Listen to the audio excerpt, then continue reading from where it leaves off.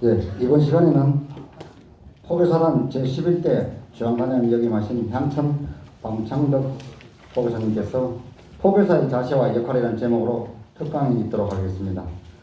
목탁에 맞춰 앉는 채로 고모님께 1배의열을 올리도록 하겠습니다.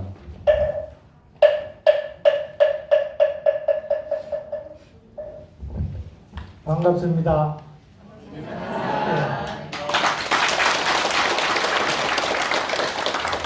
방금 우리 수습부단장한테 소개받은 대로 저는 10대, 11대 포교사단장을 역임한 향천 방창덕입니다. 저는 포교사 16기입니다. 여러분들 몇 기지요?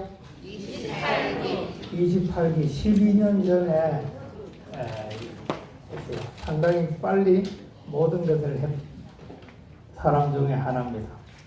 저는 대구지역단에서 연불포교 홍련팀장, 남서구 총괄팀장, 그 다음에 9대의 대구지역단 수습부단장, 그 다음에 10대 대구지역단장을 하는 도중에 포교사단장으로 또 초대돼서 올라가서 10대, 11대 포교사단장을 역임하고 현재는 그냥 수행하고 있습니다.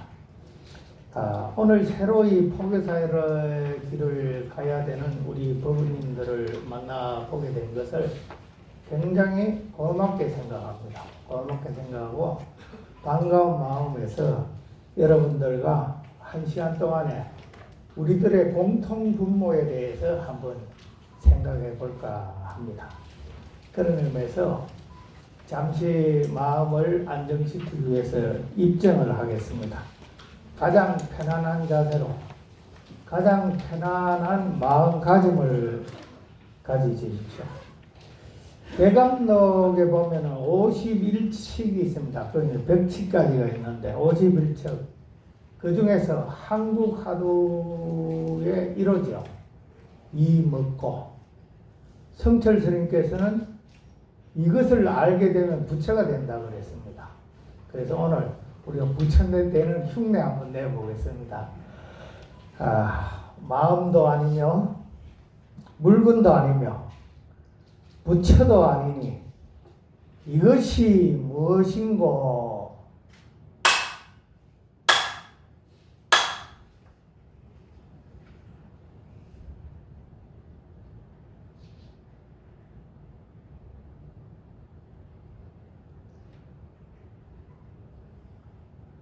지금 이 자리에 우리는 왜, 무엇을 위해 앉아 있는가? 부처님의 법을 좀 더 알고 싶어서, 아니면 개인 신행 활동을 위해서,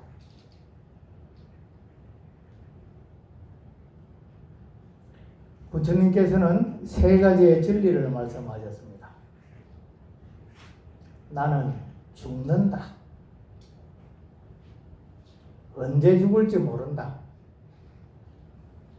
죽을 때 아무것도 가져가지 못한다.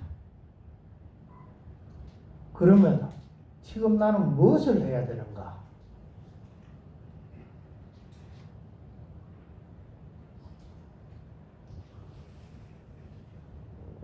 공부해야 되겠죠?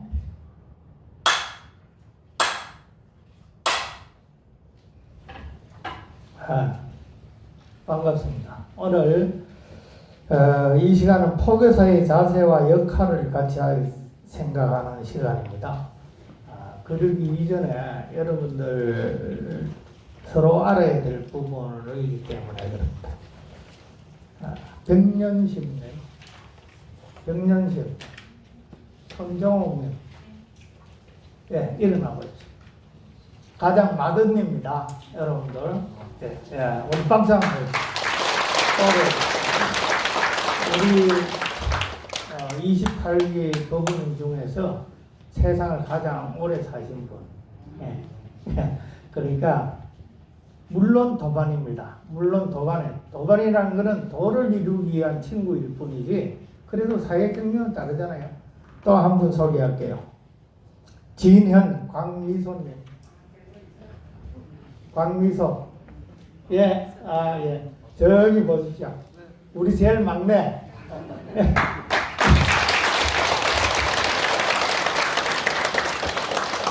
두 분의 연수 차이는 42년입니다. 자, 박수합니다. 안 되세요. 불교 참 좋지요? 네. 어머니와 딸이 한자리에서 같은 공부를 하는 거예요. 얼마나 좋습니까? 그죠? 그럼 이 좋은 불법 공부를 왜 그동안 못했는가 하는 것에 아주 큰 마음을 가지고 오늘 1시간 동안 저하고 얘기를 한번 해보도록 하겠습니다. 그러면 포교사의 자세와 역할이라는 큰 주제를 저한테 줬는데, 그럼 여러분들은 이제 포교사 고시는 학교에 있는데 포교사가 뭐고 하는 의문이 나겠죠. 아까 지역단장님께서 이 포교사 길라잡이를 가놨는데, 이거는 제가 이제 그 포교사 현장 할 때 이거 진짜 다시 한번 재편집을 해갖고 만들어 놓은 책이거든요. 이 책을 다 한번 먼저 펴보겠습니다. 3페이지에 보면은 포교 목차가 있죠. 포교 입문, 군 분야, 어린이 청소년 분야, 교정 분야 쭉 해서 기타 참고사항까지 있습니다. 그리고 이 중에서 나중에 여러분들이 포교사가 되고 나면 각 분야별에서 활동을 하게 될 때 이런 것을 참고를 하기 위해서 미리 그동안 연수하는 동안에 이것을 한번 공부를 해보십시오. 그러면은 어느 분야에 가는 것이 내가 적성이 좋겠다 하는 것이 판단이 되어집니다. 그러면은 그거 이전에 포교 입문편입니다. 다시 보면은 2장을 넘기면 노란 표지를 넘겨보면은 차례가 또 나와요. 그죠? 포교의 이해, 그 다음에 2번 계층 포교, 뭐 이런 거는 여러분들이 포교사 고시를 준비하면서 포교 이해론이나 이런 걸 보면서 해왔던 것을 실무에 맞게끔 적어 놓은 거예요. 한번 보시고. 그 다음에 3번 포교사단의 이해와 현황이죠. 요것은 저하고 오늘 잠깐 검토해 보겠습니다. 그러려면 32페이지 한번 보세요. 제가 건너뛰는 거는 여러분들 스스로 공부하라는 겁니다. 제가 이걸 전부 다 하려면 오늘 밤새도 안 되니까 간단하게 요약만 할게요. 32페이지에 32페이지 피했습니까? 자, 여기 보면은 포교사단의 이해와 현황이 있습니다. 우측 33페이지에 보면은 조직도가 있죠. 우리 포교사단은 이렇게 되어 있습니다. 총재가 있죠. 제일 위에. 총재는 대한불교 조계종 포교원장이십니다. 우리 총재가 포교원장이고 그 밑에 중앙단장이 있고 그 밑에 내려와서 13개 지역단이 있는데 그 중에 대구 지역단에 소속된 것이 여러분들이라 하는 겁니다. 다음 넘어갑니다. 포교사단 단원의 임무. 요거는 포교사가 되어져서 저와 같이 이런 단복을 입었을 때 명시된 임무입니다. 반드시 지켜야 되는 임무니까 잘 읽어보시고요. 우측 페이지 35페이지 보면 포교사입니다. 포교사란 뭐냐? 종법에 의해 우리 조계종법이잖아요. 조계종단에 정원이 있고 정법이 있습니다. 국가에는 헌법이 있고 법률이 있듯이 우리 종단에도 정원이 있고 정법이 있다 이겁니다. 그 정법에 의해서 자격을 갖추어갖고 자격을 갖추고 포교 시설 및 단체에서 직접 포교를 담당하는 제가 물자를 말한다. 이것이 포교사입니다. 여러분들이 되고자 하는 것이고 제가 이렇게 단복을 입고 포교사 임무를 수행하는 것하고 같은 겁니다. 나머지 부분은 좀 해보시고 그 뒤에 보면 포교사의 사명입니다. 포교가 곧 수행이라는 확신으로 삼보를 호지하고 보살도 실천과 함께 정법을 홍보하며 불국토를 건설하며 자율적이고 능동적으로 참가한다. 누구의 강요에 의해서 우리 조직이 구성된 건 아닙니다. 본인의 월을 그 밑에 보면은 법적 근거입니다. 우리 정원에 보면은 포교법 제2장, 포교원 제1절, 총칙 제12조에 의해서 우리 포교사단은 편성되어졌다 하는 것이고 그 밑에 법이 그런 법을 가지고 있다. 자, 넘어갑니다. 뒤에 보면은 포교사단의 사업들이 쭉 있죠. 그런 사업들을 쭉 한번 넘겨보시고 그 다음에 어디 뭐냐 40페이지를 보세요. 40페이지에 보면 포교사단의 분야 활동과 주의사항이 있죠. 네? 여기에 보면은 1. 군 경찰 포교 분야, 2. 교정교육 포교 분야, 3. 개청 포교 분야, 4. 사회복지 분야, 5. 문화예술 분야, 6. NGO 분야로 나눠져 있습니다. 여러분들은 어디엔가 여기에 품수를 받으면은 속해서 활동을 해야 된다. 그래서 그런 활동들을 세부적으로 해놓은 것이 뒤에 나와 있어요. 많은 페이지가 나와 있죠. 그 다음에 포교사단 구성 및 활동의 의의 이런 것은 우리 조직에 대해서 미리 알아야 된다 하는 겁니다. 자, 거기에 보면 쭉 넘겨가서 보면은 46페이지에 보세요. 46페이지에 지역 분야별 인원, 그 다음에 팀, 현황들이 도표로 쫙 나와 있죠.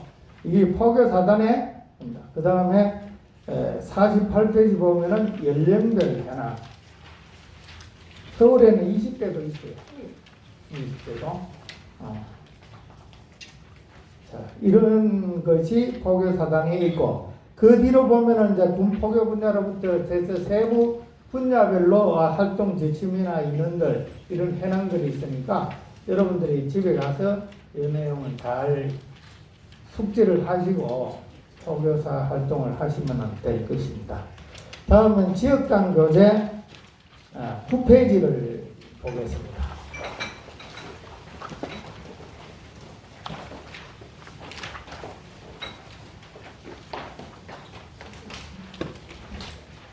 됐습니까? 지금부터 여기서부터 제가 요 한 4페이지 되는 것을 1시간 정도에 걸쳐서 여러분들과 같이 얘기를 드리겠습니다. 우선 가장 그 쉬운 문제고 부딪히는 문제가 우리가 불자라고 그러면서 불교의 정의에 대해서 말하려고 하면은 우물거립니다. 그래서 첫 시간에 여러분들한테 꽉 심어주기 위해서 이걸 적어왔어요. 어디에서 적어왔느냐? 성철 스님 아시죠? 성철 스님의 101 법문집 제1권에 나와 있는 내용을 제가 요약해 봅니다. 이 1페이지를. 무슨 말씀인지 아시겠죠? 불교란 무엇인가? 불교란 불은 불자죠. 교는 가르침입니다. 그러면은 부처님의 가르침이라는 거예요.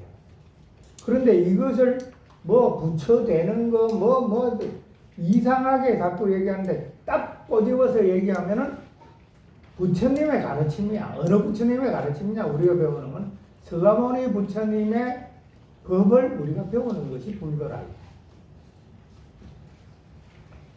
그러면 부처는 뭐냐? 붓다는 깨친 사람을 두고 얘기하는데 무엇을 깨쳤느냐? 성철 스님은 이렇게 말씀하셨습니다. 일체 만법의 본원 자체를 원만하게 깨친 사람이다. 또 두 번째 중에는 초전법륜경에 있습니다. 초전법륜경에 보면은 이것도 이제 이걸 핑해서 그걸 성철 스님도 똑같은 말씀하는데 중도를 깨쳤다 그랬단 말이야. 쾌락주의와 고행주의의 양극단을 버리고 중도를 깨달았다. 이러한 이것을 깨친 사람이라고 그러고요. 그래서 이 내용을 종합하면은 불교란 일체 만법의 본원 자체를 원만하게 깨친 사람의 가르침이다. 쉽게 말하면 부처의 가르침, 부처님의 가르침이다. 이런 겁니다. 또 우리가 이제 부처님의 원엄이라 할 수 있는 초기불전에 보면은 깨친 사람 뭐라고 얘기하느냐 하면은 뭘 깨쳤느냐 하면 사성계 연기를 깨치는 것을 깨침이라고 그랬습니다. 그죠? 그 내용을 성철 스님은 일체 만법의 본원 자체를 원만하게 깨친 사람이라고 표현을 하신 것이에요. 이해가지요?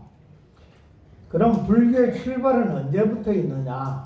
너무나 잘 알듯이 2600년 전 인도에서 시타르타 태자가 보리스 나무 아래에서 명성을 보고 확철되어 한 순간에 불교는 시작이 되었다. 이렇게 보는 거예요. 그러면 타 종교는 어떠냐? 신의 계시지요. 불교를 제외한 나머지 어떤 종교에 가보면 반드시 신의 계시를 받아서 뭘 했다 이렇게 나와 있습니다. 그래서 불교는 다른 것은 신의 계시하고는 관계가 없는 것이다. 백일 법문집의 불교의 목적이라고 성철 스님은 성불을 얘기했습니다. 성불. 이 성불은 언어와 문자로서는 안 된다. 과거, 현재, 미래의 3세의 모든 부처님과 역대조사 모두가 자기 마음을 깨쳐서 성불했지 언어와 문자에 의지해서 도를 얻은 사람은 단 한 분도 없다. 이렇게 표현을 하셨습니다. 언어와 문자라는 것은 우리가 그러면 해인사에 있는 8만 대장경이면 뭐 아무 쓸데없는 것이냐? 아니다. 그것은 우리가 이것을 보고 성불할 수 있도록 안내하는 노정기다. 이정표, 방향, 길을 가리키는 것 이런 것이 없는 상태에서 무작정 깨침을 바란다는 것 같이 깨쳐지겠냐 이거야. 그냥 앉아만 있다고 생각한다면은 앞산에 있는 바위돌이나 남산의 낙낙장성이 벌써 부처가 되고도 남았어야지. 근데 안 된다 이게. 왜? 부처님의 가르침을 모르기 때문에 앉아있다고 하면 되는 건 아니다.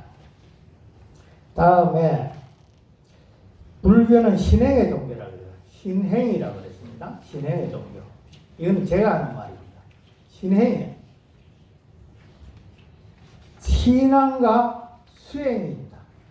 부처님 제세시는 여러분들이 경전을 보면 알겠지만은 항상 수행이죠. 수행이 모든 것을 알파에서 오메가 처음과 끝이 전부 수행으로 이루어져 있는데 이 수행만 가지고는 교단을 운영하기가 차츰 힘들어지더라고요. 부처님 같은 아주 위대한 성자가 있었을 때는 되는데 그렇지 못하다 보니까 교단이 힘들어지니까 플러스 되는 것이 뭐냐? 신앙을 추구하는 것. 이것이 말하자면은 우리 인접종교에서는 수행은 없고 신앙만 있잖아요. 우리는 신앙의 수행에 플러스해서 신앙이 있는 것이다. 이러한 것이 불교의 특색이다 하는 것입니다. 지금까지 제가 얘기한 거는 우리 한국 불교의 가장 선구자라고 할 수 있는 성철 스님께서 이 법문을 하신 내용들을 여러분들한테 다시 한번 요약해서 본 겁니다. 다음 페이지를 한번 보시겠습니다. 10페이지에 보면은 여기도 똑같이 또 불교의 목적이라고 해놨잖아요. 부처님께서 초기불전에 보면은 얘기를 말씀을 하신 것이 그러면 우리는 왜 우리가 삶의 목적이 뭐냐 해놨어요. 그래서 부처님의 가르침의 목적이 뭐냐? 행복의 실현입니다. 행복의 실현. 이고덕락이라고 그랬죠. 이고덕락. 그러면 행복이라는 것은 이 초기불전을 보면 세 가지로 구분을 해놨어요. 금생의 행복, 내생의 행복, 그 다음 궁극적인 행복 세 가지로 구분을 해놨는데 금생의 행복은 뭐 말할 필요 없이 잘 사는 거예요. 잘 사는 거. 행복하게 그냥 우리 말대로 행복하게 잘 사는 거. 이거는 뭐냐? 부처님께서는 보시, 지계, 학문, 기술이 밑받침이 된다 그랬습니다. 학문과 기술로서 삶의 도구로 풍족한 삶을 유지할 수 있게끔 하고 그 다음에 지계, 계를 지킴으로 해요. 건전한 생활을 하고 그 다음에 도시, 이웃에 대한 봉사를 함으로써 이 생에서 행복하게진다 이렇게 말씀하셨고 내 생의 행복은 다음 생에 우리 행복은 뭐냐? 다음 생의 행복은 천상에 태어나는 것을 대부분 얘기를 한다. 천상에 태어나는 것. 그러면은 이거는 부처님께서는 이 아항경에 보면은 시계생천이라 했습니다. 시라는 것은 보시를 얘기죠. 성가의 보시하고 계를 지켜 도덕적으로 건전한 삶을 유지하면서 한다면은 반드시 내 생에는 천상에 태어날 것이다 하고 말씀하셨답니다. 이것은 우리 종교가 가지는 아주 일차적인 목표라고 해도 과언이 아닙니다. 나머지 궁극적인 행복이라는 것은 부처님은 열반을 말씀하셨어요. 다른 종교인 열반이라는 말도 없습니다. 이것도 불교의 아주 특색 중에 하나가 열반이에요. 그럼 열반은 우리가 어떻게 달성할 것이냐? 열반은 거기 표현했듯이 당연히 수행으로서 실현된다. 어떻게 그러면 수행을 해야 될 것이냐? 거기에 보면은 부처님의 경전 두 가지를 제가 뽑아놨습니다. 경전에 부처님 말씀. 나는 구경의 지혜가 단박에 이루어진다고 말하지 않는다. 구경의 지혜가 뭡니까? 열반이단 말이에요. 순차적인 공부지원과 순차적인 실천과 순차적인 도닦음으로 구경의 지혜는 이루어진다. 그게 M70이라는 마지마니까야를 보고 말합니다.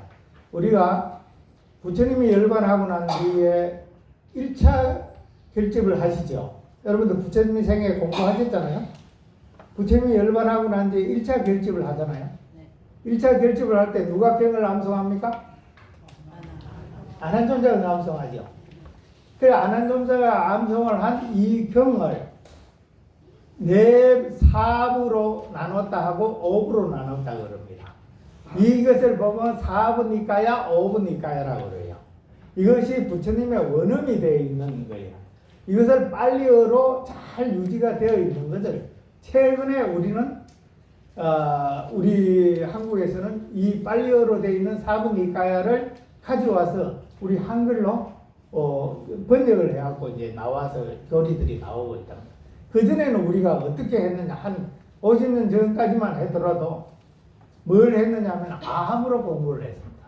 아함이라는 건 이 니까야를 중국으로 다시 갔단 말이에요, 중국에. 그러면 중국에 한문으로 자의적으로 했단 말이에요. 중국의 어느 체제하고 빨리어 어느 체제하고는 틀립니다. 빨리어 어느 체제하고 우리 한글의 어느 체제는 똑같다 그래요. 그러니까 착오 없이 잘 이루어졌고, 이 니까야가 1차 경집, 이 결집 내지 3차 결집을 한 것이 중국으로 와서 사아함으로 되어졌단 말입니다. 사아함이라고. 그럼 아함이라는 것은 전성된 거예요. 전성되어 있는. 니까야라는 것은 모아진 거라, 모아진 거. 그렇게 해서 와서 이것이 다시 한국으로 왔단 말입니다. 기본적인 방향은 똑같은데 조금 차이점이 납니다. 그래서 저는 여기다 해놓은 것은 바로 그 니까야의 경전을 한글로 해놓은 것들을 여기다 명시를 해놨어요.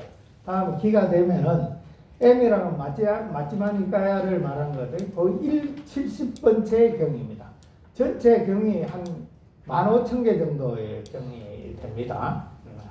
그 중에 또 보면 두 번째 보면은 첫 번째 이거 기타기리경의 내용을 다시 한번 얘기하면은 그냥 가만히 앉아 있다고 성불되는 게 아니다.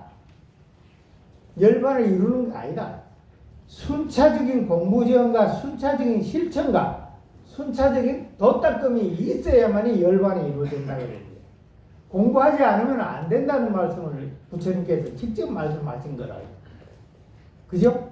그런데 이 말씀을 하시고 나니까 외도들이 또 부처님께 와서 물었습니다. 부처님이시여, 당신의 교리는 그냥 완벽합니다. 그리고 그대로 하면은 다 성불이 되어지는데 왜 당신 제자들은 성불도 못하고 농땡이도 있고 아주 망나니도 있습니까? 하고 항의를 해요. 있지요? 불교라고 뭐 불교 신자가 뭐 망나니 없습니까? 다 있게 됩니다. 그러니까 부처님께서 하신 말씀이 그 밑에 돼요. 수행하는 자 가운데 어떤 자는 궁극적인 목적인 열반을 성취하고 어떤 자는 성취하지 못한다. 열애는 부처님은 길을 안내하는 자일 뿐이지요. 길을 안내하는 자이죠. 우리 속담에 이런 말 있죠. 소를 끌고 가서 물 앞에까지는 가는데 먹고 안 먹고는 소한테 말린 거지. 내가 먹으라 말아라 결정을 못하는 거예요. 그와 같이 부처님은 아주 자연스럽게 말씀을 하셨습니다. 이 말을 여러분들 잘 귀담아 들으셔야 될 때예요.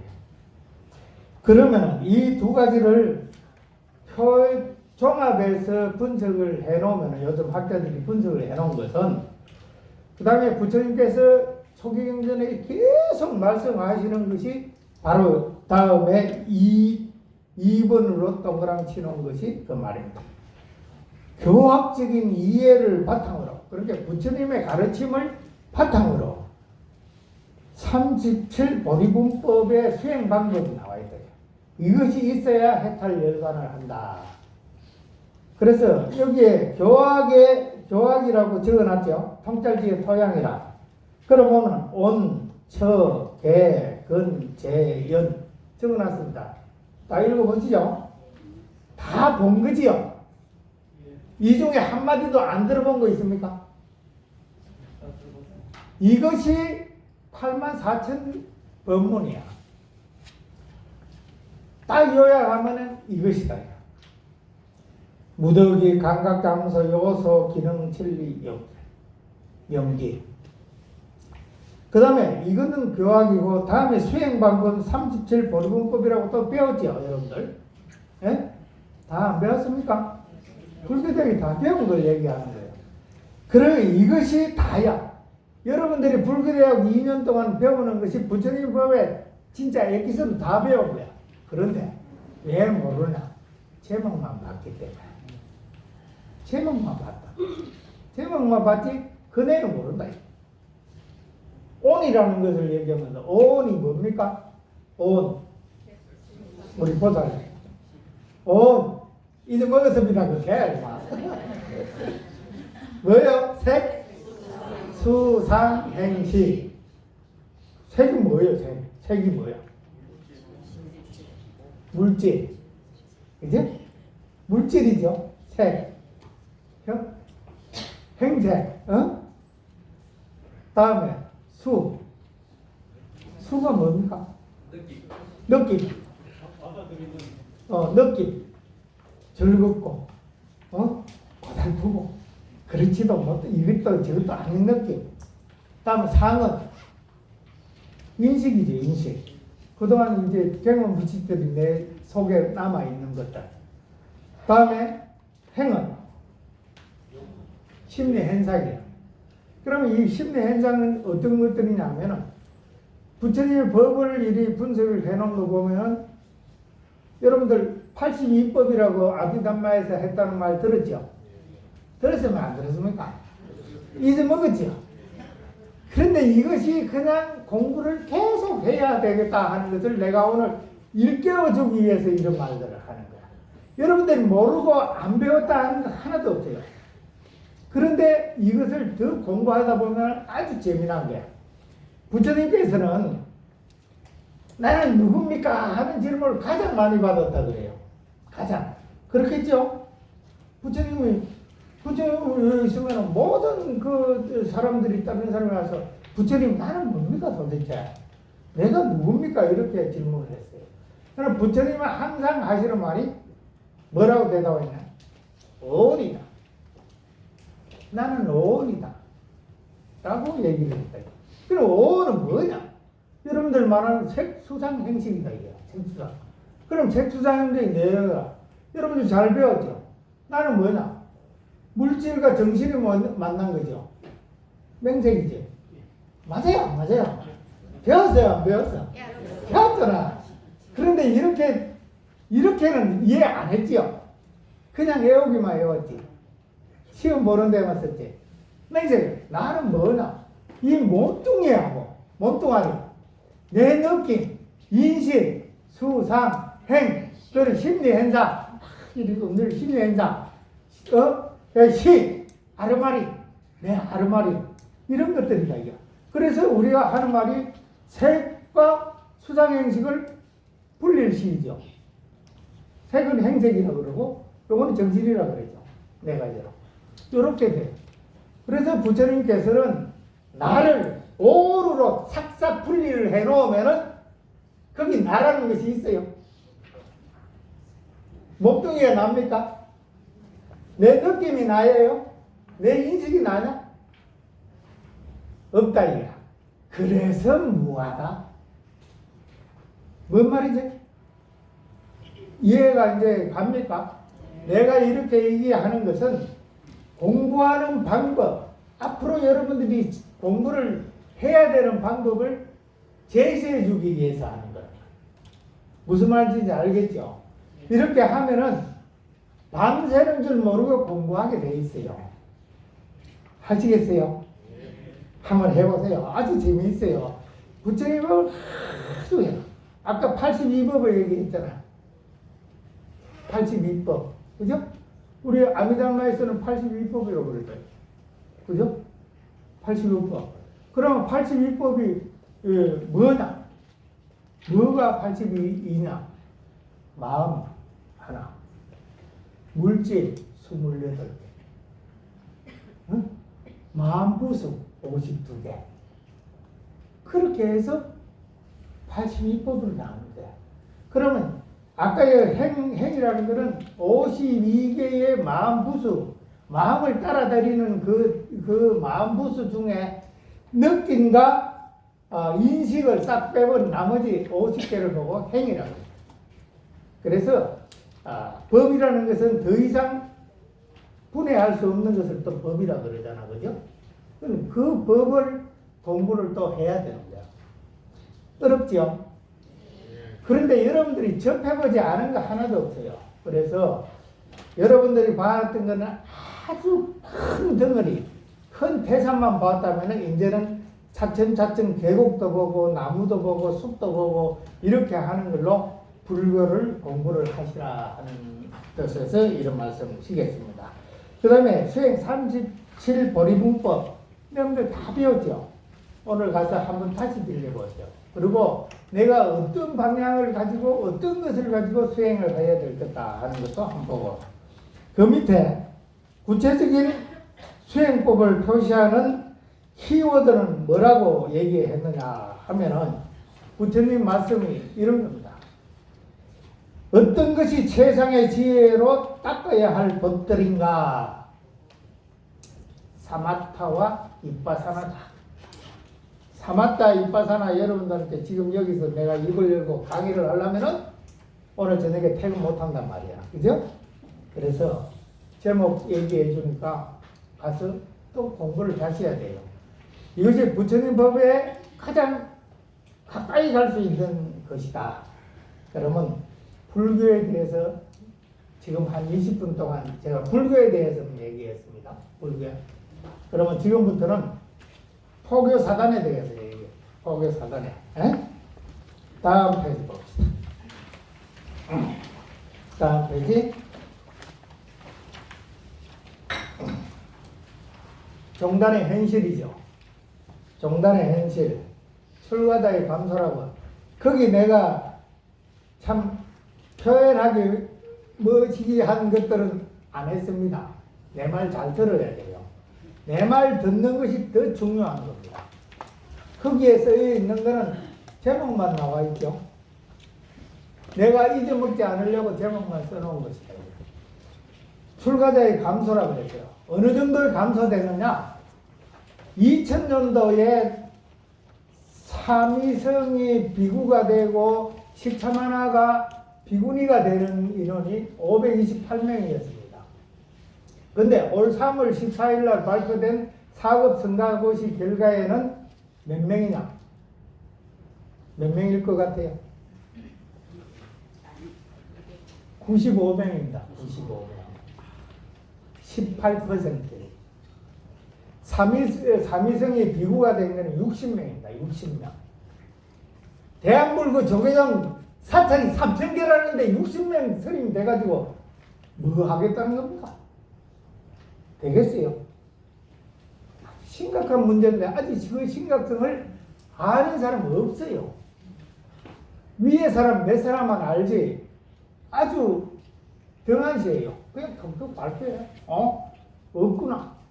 여러분들 행자 보셨습니까? 최근 한 1, 2년 사이에 행자, 예전에는요 동화사만 가도 행자복 입은 스님들이 막 왔다 갔다 했어요. 그랬는데 지금 그 행자 봤어요? 올해는 95명 비구 스님 60명이 됐는데 내년에는 몇 명 될지 몰라요. 정단에서 자기들이 이리 해놓은 거 보면은 앞으로 20년 후에는 5명, 7명 된다는 결과가 나오는 거예요. 그래프로 나오면. 그러면은 불교 어디로 갑니까? 불교 어디로 가야 되느냐? 아주 심각한 문제를 우리는 직면하고 있다. 그러면 오늘 방금 얘기한 대로 비구 스님이 60명이 되었으면 우리 교구본사 25개라 그죠? 25 교구본사 읽어봤죠? 외웠잖아. 25 교구본사에 60명이 배치를 한다면 몇 명씩 되겠어요? 산술적으로 해도 되겠나 이거야. 정단이 앞으로 이거 아주 앞으로 10년 후면은 모든 선이 큰 선임이야. 모든 선이 큰 선임이요. 그냥 딱 앉아서 절만 받으러 간다 이거야. 움직이지 않아. 내가 이런 말 여기다 쓸 수 있겠습니까? 그러니까 내 말 잘 듣고 피부로 느껴가면서 진짜 우리 불교를 불법을 지키기 위해서 최첨단에서는 포교사가 되어야 되겠다는 거예요. 무슨 말인지 알겠죠? 이해를 하고 제가 포교사 선장을 할 때 그때 원행 스님이 총무원장 스님을 하셨는데 둘이 마저 앉으면은 포교사단밖에 믿을 데 없다. 앞으로 우리 종단은 이렇게 돼서 스님들이 없어지고 자꾸 감소되고 있다. 그런 와중에서 이거하고는 별개로 쉽게 말하면 불법 아닌 불법을 하고 있는 현상이 많잖아요. 그러다 보니까 진짜 가슴 아프고 가슴에 우리 종단을 불교를 생각하시는 분들은 포교사단에 그런 기대는 무지하게 큽니다.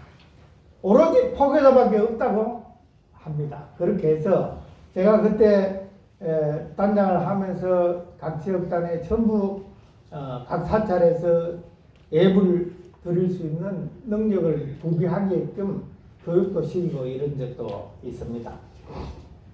그래 그 밑에 보면 포교사에 대한 기대와 반감 나왔죠. 기대는 방금 이런 겁니다. 종단이 큰 스님들이나 종단의 미래를 생각하는 그런 스님들은 포교사들한테 완전히 누구 말마다 야 누구가 잘해야 된다 하면서 붙잡고 있는데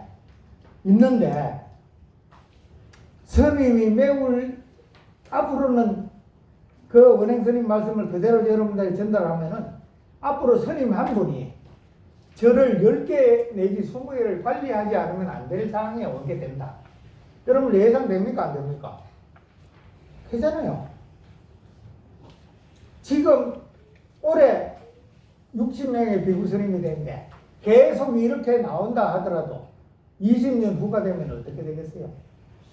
20년 후가 되면 지금 있는 스님들은 다 수행대에 가 앉아 있어야지 뭐 포교 현장에는 못 나오잖아. 그러면 60명씩 나와갖고 어떻게 했냐 이거야. 여러분들만한 숫자가 대한불교 조계종의 스님들이 요렇게만 배출이 된다 그러면은 우리 되겠느냐. 그러려면 그 빈자리를 누가 메꿔야 되느냐? 포교사들이. 그것을 큰 스님들은 인식을 해요. 그리고 그런 스님들이 인식하기 시작했으니까 앞으로는 포교사들한테 자연적으로 중심축이 기울게 돼 있습니다. 그래서 왜 이런 말을 하느냐? 야, 그러면 그때 목이 힘들어. 그러면 하지 마세요. 공부해야죠. 아까 내가 몇 마디 불교 얘기했는데 들으는 봤는데 이 먹고 했잖아. 이 먹고 그걸 깨치야지. 공부하시라.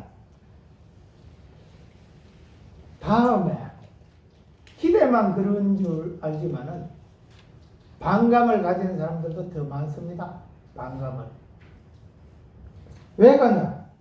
포교 현장에서는 아직까지 부정적인 눈이 굉장히 많아요. 그 원인은 우리한테 있어요. 우리한테.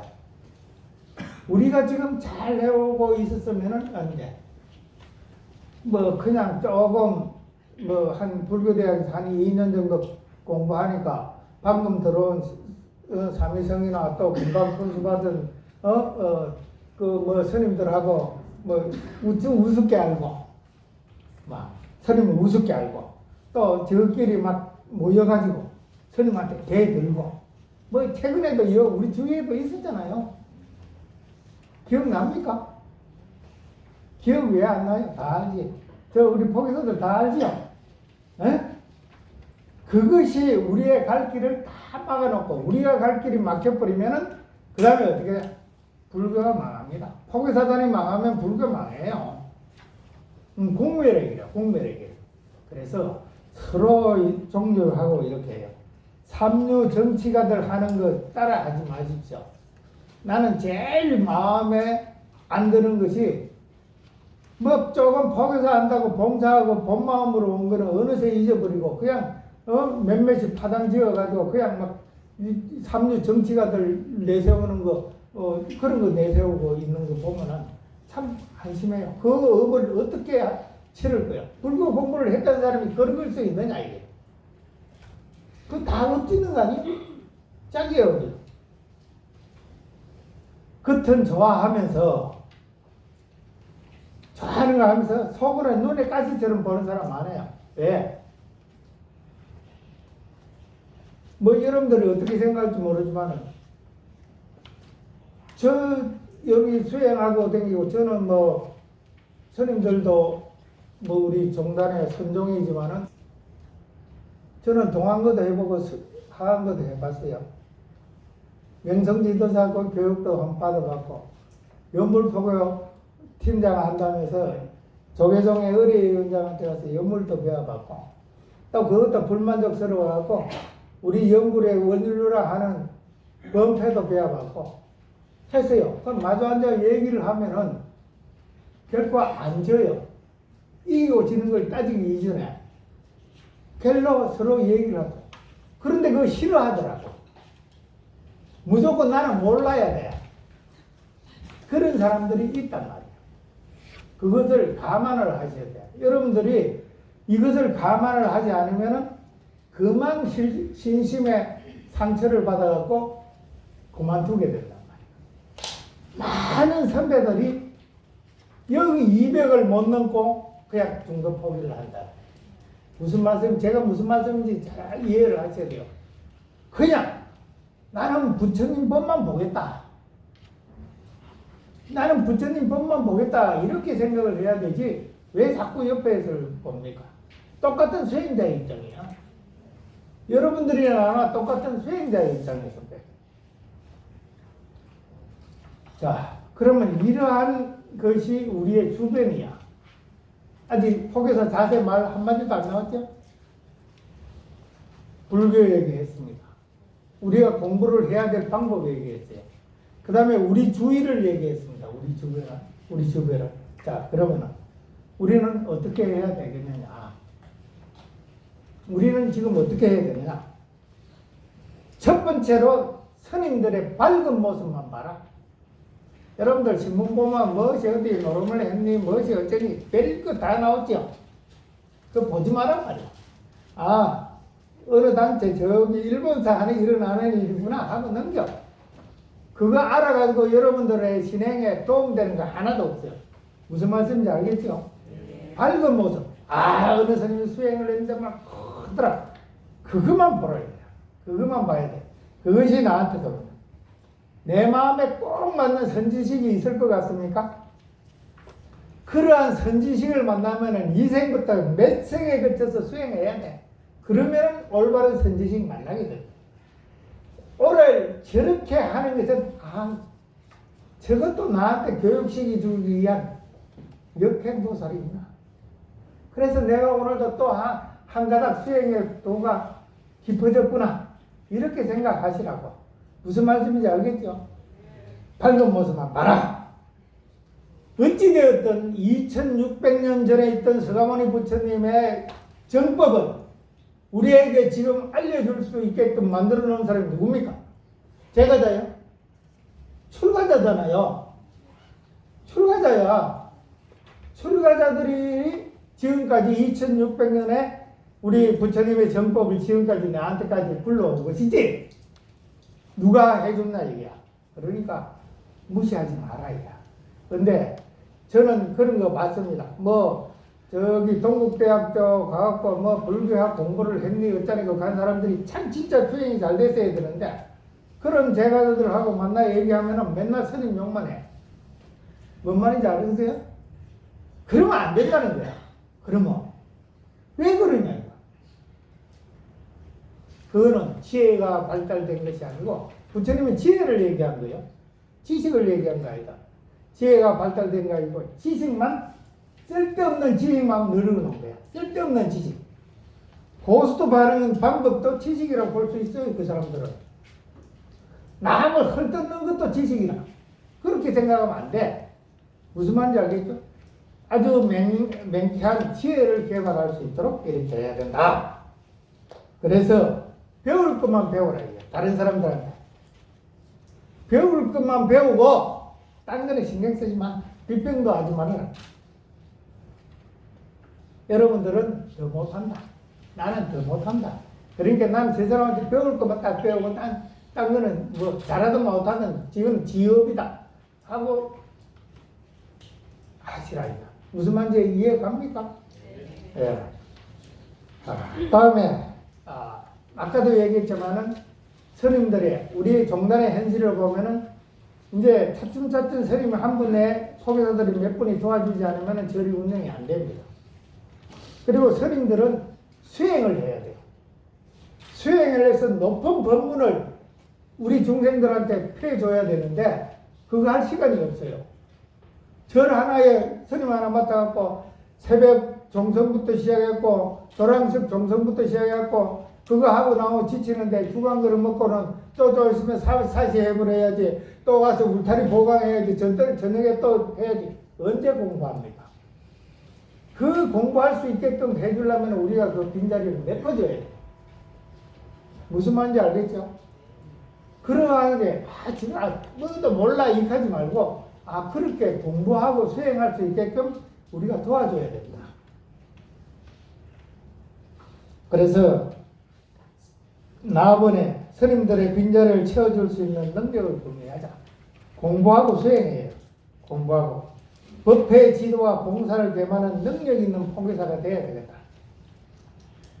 불교는 수행의 종교죠. 수행의 종교. 아까도 얘기했지만 서가모니 부처님이 이 세상에 계실 때는 걸식하고 와서 수행하고 수행하다가 또 걸식하고 그거 다지 뭐.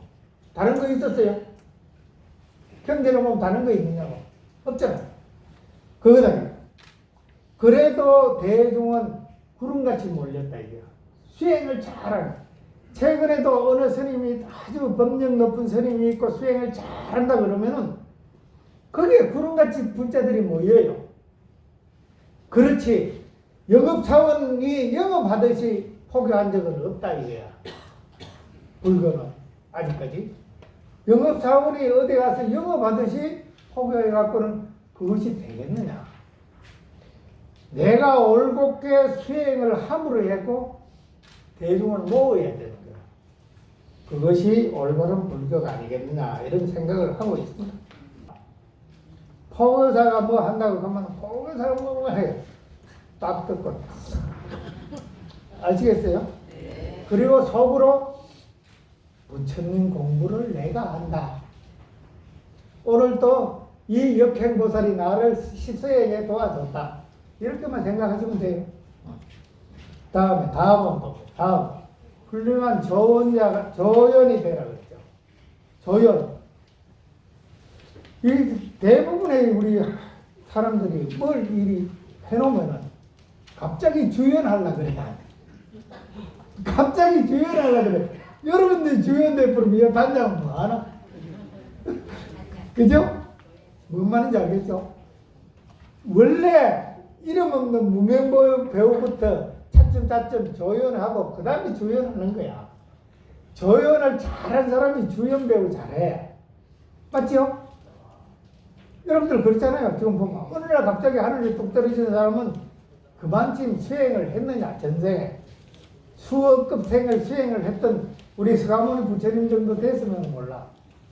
그렇지 않기 때문에 그 법을 배우는 거 아니냐.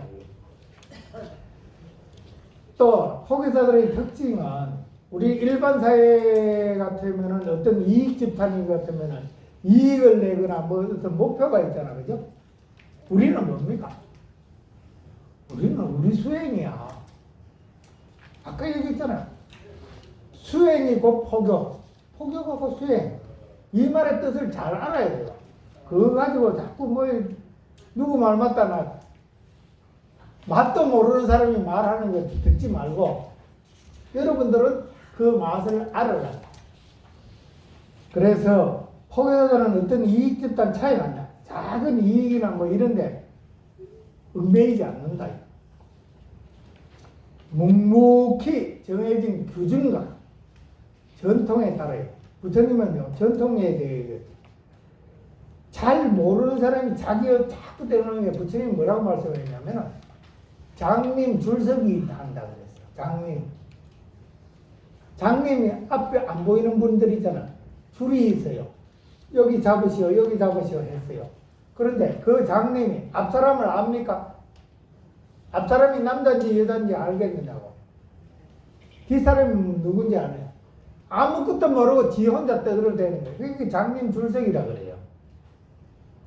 그러니까 부처님의 비유법은 참 아주 가슴에 와닿는 많아요.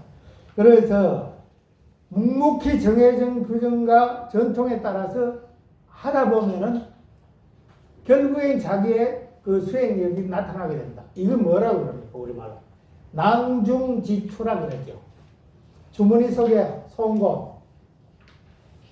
주머니 속에 송곳을 넣어놓으면 아무 여기 송곳 있다고 얘기 안 해도 송곳은 스스로 쑥 나와요. 뭔 말인지 알겠죠?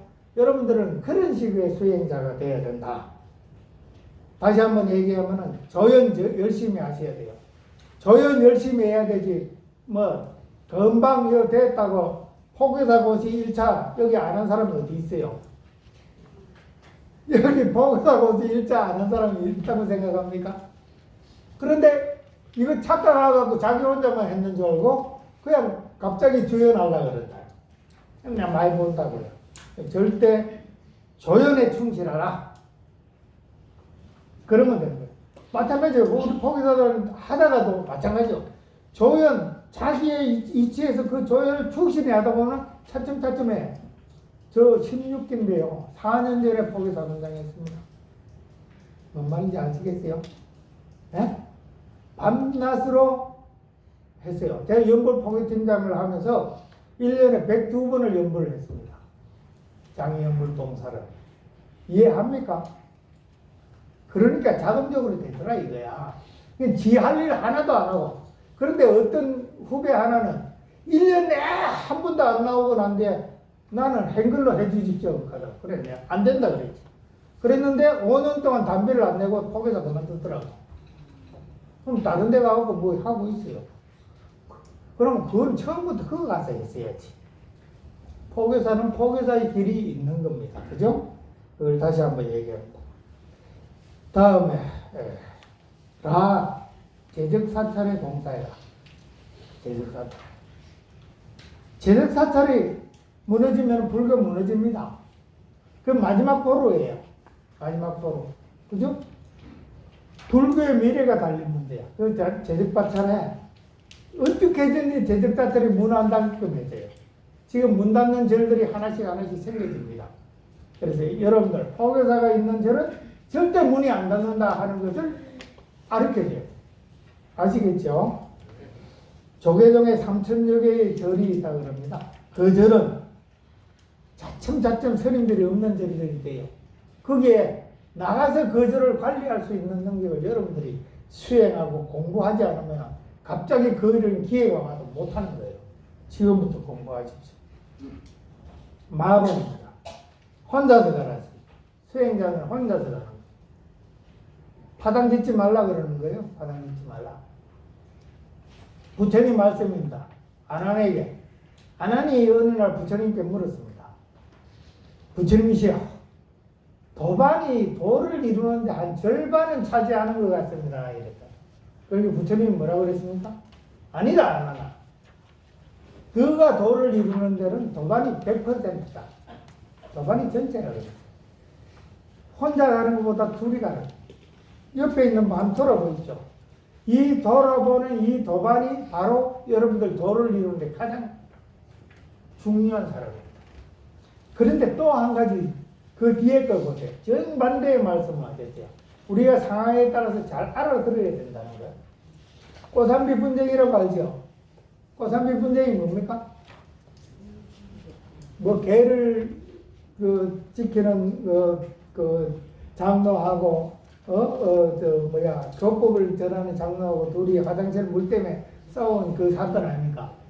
그렇게 하고 난데 부처님께서 말려도 안 들으니까 부처님께서 떠났죠.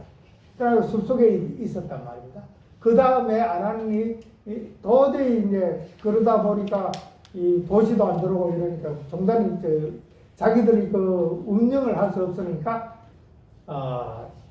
부처님을 찾으러 갔어요. 그래서 찾아가니까 부처님께서 그때 아난에게 한 말입니다. 고삼비 분쟁을 딱 요약했어요. 길겠지만은 어리석은 자와 함께 하느니 코풀 속의 뿔처럼 혼자서 가라.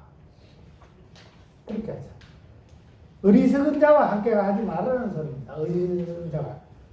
다음에 수타니파타라는 경전이 있습니다. 이건 아까 내가 니까야 얘기했잖아요. 4번 니까야라고 5번 니까야로 했을 때 여기 구타카 니까야 중에서 있는 경전 중에 수타니파타라는 경전이 있는데 이 경전 속에 보면은 이런 말이 있습니다. 친구와 주위 사람이 너무 좋아하여 마음이 그들에게 얽매이게 되면은 자신이 목적한 바를 이룰 수 없다. 옆 사람하고 너무 친하고 좋아져가지고 도를 이루는 것은 뒷전이고 그냥 모여서 한잔하고 남 흉보는 것에 쏠려 있으면은 목적한 바 못 간다. 이런 뜻이요. 현대적으로 해석을 하면은 무슨 말인지 알겠어? 그럴 때는 저 광야를 가고 있는 무소의 뿔처럼 혼자서 가요.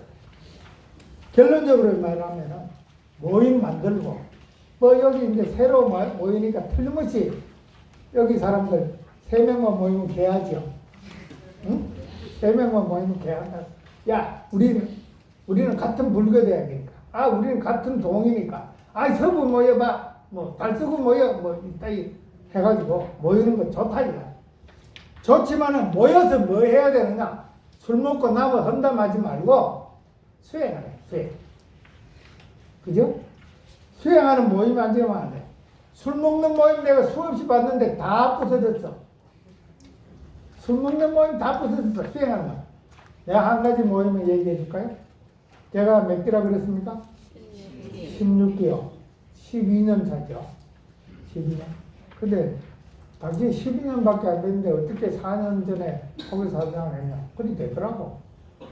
그리 돼요. 내가 하고 싶어 했느냐고. 하라니까 했지. 무슨 말씀인지 알겠죠? 여러분들 하려고 하면 안 돼요. 가만히 있으면 그냥 시키죠. 열심히 하고. 그리고 처음에 우리는 여러분들처럼 이렇게 힘복 입고 있을 때 뭘 결정했냐? 수행 모임을 결정했어요. 그래서 첫 번째 분수를 받고 난 뒤에 간포 도롱에 가서 1박 2일 우학스님 모시고 수행하고, 그 두 번째는 효광스님 모시고, 효광스님 모시고 동아시 주의스님 했죠? 효광스님 모시고 1박 2일 수행하고, 세 번째 모임은 불광사에서, 불광사 주의스님 누구죠? 어디서 주의스님? 동관스님, 그 다음에 월암스님 선방에 모시고 1박 2일 수행을 했어요. 그 기운을 모아서 지금도 분기에 한 분씩 수행합니다. 아까 얘기했잖아요. 우리 어디 성지순례 갔다고. 요번에 이제 2, 4분기에는 1박 2일 또 템플스테이 갈 거고, 3, 4분기에는 또 철화정진 한번 하고, 이런 식으로 수행하는 모임은 지금 24명의 모임이다. 뭔 말인지 알겠죠? 그때 대구 경북 지역에 다 했는데 대구 지역에 인원이 여러분들 숫자보다 안 됐을 거예요. 한 5, 60명 됐었는데 그 인원에 지금 24명이 그대로 모여서 그렇게 하고 있다. 그렇게 하는데 그 인원이요, 우리는 한국불교대학, 대구불교대학, 경북불교대학, 구미불교대학 4개 불교대학에 처음에 배출된 그 인원이 그대로 모입니다. 여기에서 다시 한번 한 가지 더 얘기하면은, 자기 출신 불교대학에 매몰되지 마십시오. 그 속에 매몰되면은 아무것도 안 돼. 우물 속 우물하는 개구리야. 여기는 한국불교대학 여기 보니까 보니까 각 불교대학별로 다 있죠. 각 불교대학 다 있잖아요. 맞죠? 한국불교대학, 대구불교대학, 경북불교대학, 기타 두 명인데 두 분이 뭐지? 아무튼 불교대학별로 끼리끼리 자꾸 모아지면 불교대학별로서도 또 무슨 파를 만들고 이렇게 하지 말고 통합하십시오. 무슨 말씀인지 알겠죠?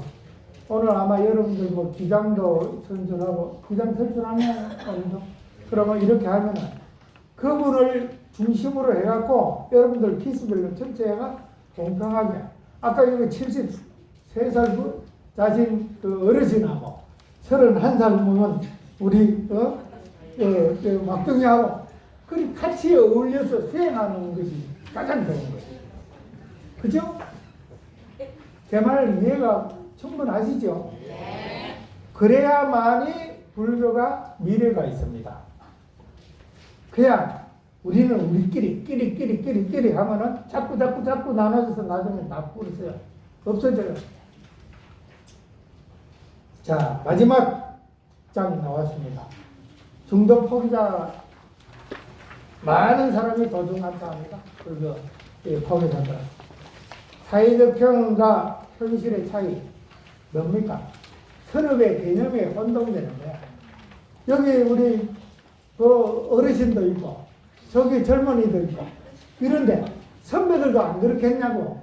그렇죠? 선배들도 여러분보다 나이가 10년, 20년 후배도 있을 거고, 또 여러분들 후배도 또 여러분들보다 더 높은 연장자가 있을 거란 말이에요. 저도 포교사 될 때 60대 됐습니다. 60 넘어. 환갑 때 포교사가 됐는데, 가니까 어디 무슨 해외 일이 가니까 한 40대 갖고 우리 아들하고 친구하면 적당할 만한 보살이 다리 타고 앉아서 후배님 거 가더라고. 그래서 내가 열이 팍 받아가지고, 야 임마, 너는 임마 너가 삼촌도 안 키우나? 내가 새끼야 너가 삼촌인데 새끼가 까분다고. 그러고 나니 유명해졌어. 맞잖아요. 우리가 기본은 지켜야지. 예? 여기서 돈을 줍니까? 밥을 줍니까? 내 스스로 돈 내갖고 다 일을 하는데 서로 존경하고 이렇게 해야죠. 그래서 여러분들이나 나나 통일선상에서 생각을 하자. 무슨 말인지 더더구나 한 동기생들은 같이 수행체를 만들어야 된다 하는 것을 말합니다. 그 다음에 사회적 경영이 또 뭐 좀 특별한 사람 있죠. 잘낸 사람. 이런 사람들은 뭘 얘기하느냐면 내가 뭐 했는데 한국불교대학이면 어떻고 대구불교대학이 어떠냐. 무슨 말인지 알겠죠? 그 다음, 아까 얘기했잖아요. 3명만 모이면 개하자 그러는데, 그런 개 하지 말고 수행 모임만 하라. 전체적인 모임만 해라. 모두가 불자다, 모두가. 여러분들 전부 불자잖아. 포교사 28기 공통분모만 찾으시라. 다음에 세 번째, 작은 아름아리가 일으킨 분별심이다. 조금 알면은 말이야, 뭐 안다고 나부되면 모난 돌이 뭐 맞는다? 정 맞아가지고 정 맞는 순간에 포기다 포기한다. 그러니까 그냥 알더라도 속으로 알아라 이게야. 그리고 그이 무르익어서 스스로 나올 때 주머니 속에 송곳이 튀어나오듯이 나올 때까지 기다리라 이거야. 일부러 송곳 꺼내지 말고. 송곳을 내가 주머니 속에 있는 송곳을 드러내면 뭐야? 무기야. 무기. 딴 사람 다 싫어하지. 잘 아시겠죠? 포교사들은 아까도 얘기했지만 어떤 정책 개발을 하는 것이 아니에요. 봉사하고 수행하는 단체. 공부 좀 하다 하면은 법상과 아상이 높아가지고 보이는 거 없는데 그러면 안 된다. 아무튼 단복을 입고 나면은요 지하철만 타도 다 차려봅니다. 그렇죠? 다 차려봐. 두 번 오거든요. 그래도 떳떳하게 있고 떳떳한 생활을 할 수 있는 사람이 되어야 된다. 주변 시선이 랑 속의 물고기처럼 우리는 보이게 된다. 결론 짓겠습니다. 포교사가 된 이유가 뭡니까? 포교사가 된 이유. 누구의 권유에 은했든 간에 본인의 뜻에 의해서 된 거 아닙니까? 누가 자네 포교사 안 하면은 오늘 이거야 한 사람 있어요? 없지. 여러분들 스스로가 된 거. 자신이 선택한 일을 묵묵해 가야 되지. 그걸 가지고 옆에서 뭐라고 한다 해갖고 금방 틀어지지 말라. 같이 갑시다 우리. 나 죽을 때 여러분들이 와서 염해 주길 바란다. 무슨 말인지 알겠죠?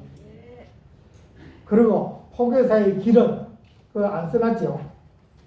편안하고 안락한 길 아니다. 포교사의 길은 편안하고 안락한 길 아니에요. 헌신하고 봉사하는 길. 남을 위해서 나를 쪼개고 부서지는 원을 세워야 돼. 이 원은 희망사항을 넘어서 신념이야 돼. 희망사항이라는 것은 어떤 걸림돌에 걸려버리면 포기하게 돼. 신념화된다 그러면은 포기하지 않습니다. 무슨 말씀인지 알겠죠? 여러분들한테 간곡히 다음에 깨달음은 서열대로인가 해놨대요. 부처님 당시에 출가했을 때 알랄라깔라마는 120살이었습니다. 16살에 출가해서 104년 동안 수행을 했어요. 무소유 처천까지의 선정을 얻은 분이에요. 그죠? 그런데 그분은 성불을 못했죠. 부처님 29세에 나와서 6년 고행 후에 성불하는 거 아닙니까? 서열자가 아니죠. 예? 다음에 육조 해능스님 어떻습니까? 5조 홍인스님 밑에는 신수라는 걸출한 제자가 있었죠. 해능스님보다 32살이나 이 차이네. 이 차이보다 그죠?